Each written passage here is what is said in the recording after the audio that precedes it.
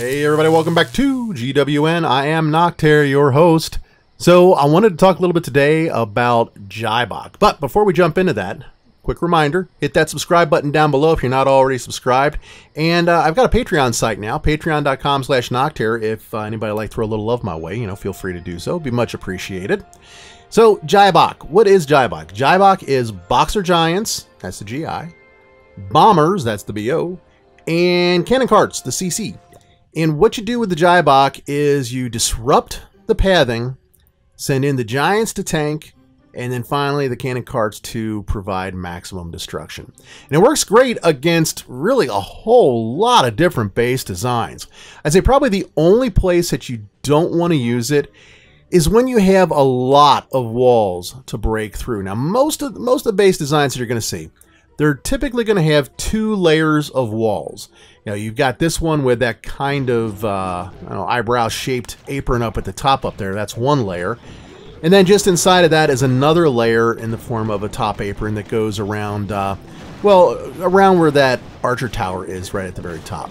So 2 layers. Even if you came from the lower left or lower right, you've got a couple of feeder walls out there on the outside, and then 1 layer of walls between the outside and the inner juicy port of the base. So if you use your bombers right, you can take out the first layer and continue to protect the bombers with the Boxer Giants so that you can get into the second layer and then work your way into the base and sweep all the way through. Once those outer walls are taken care of, the 2 layers of them, mind you, you've essentially got yourself just a whole bunch of buildings to walk through. So it's almost like a big open box base in design.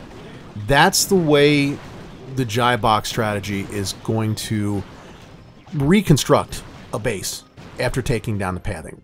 And really, that's the job of the bomber, is to destroy the pathing. In each and every one of the attack strategies that we've talked about over the course of the last several months, you can break down specific roles within that strategy for each of the individual troops. For this one, the bomber, his job is to break down walls by opening the pathing so that all the other troops can just walk right in. The job of the Boxer Giant is to tank, to protect the bomber, and then eventually to protect the Cannon Carts as they come in to, do the maximum damage. And then, like I said, the obvious job of the Cannon Carts is to provide that maximum damage. Sometimes you'll get a base that is just, a meta base, very common, very symmetrical design. Might be a diamond, might be a box, might be a bracket, any one of those. But then other times you'll get bases like this, which are just kind of weird. There's no other way to describe it.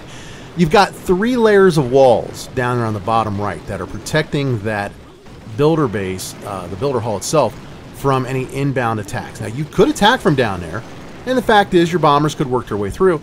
But the whole time that they're doing that, they're going to come under fire from that archer tower, because even as you drop giants, they're going to walk off around the sides. So the better place to come at is from the upper left, the top of this base, because again, you're back to just having 2 sets of walls that you need to break through. In fact, depending upon how the pathing ends up for the bombers, you may not even really have 2 sets of walls, because you've got this huge gap right there between the outer and inner sets of walls that they can easily walk through.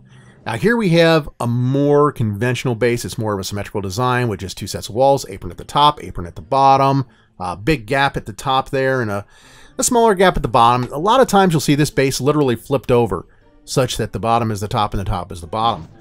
It's still going to be the same general attack pattern. You want to take out the outermost walls with your bombers. There they go. Protect them with the Boxer Giants. And then you want to work your way into that inner apron that's around that archer tower and take it down too. But this is why you want to hold off on deploying all your Boxer Giants in one run. Sometimes it takes a few seconds for those bombers to work their way up. And if you just drop everything in one massive run, the Boxer Giants are going to walk around the wall before the bombers can take it out. And that's going to leave a whole section of the base basically untanked, if you will. And when you send in your Cannon Carts, they're going to end up getting taken out. But that doesn't happen here. As you can see, Moist is able to break down the walls and send all the troops in, create that long offensive line that we talk about so much, and just essentially sweep through the base for a, I think this one's a 72% 2-star if memory serves.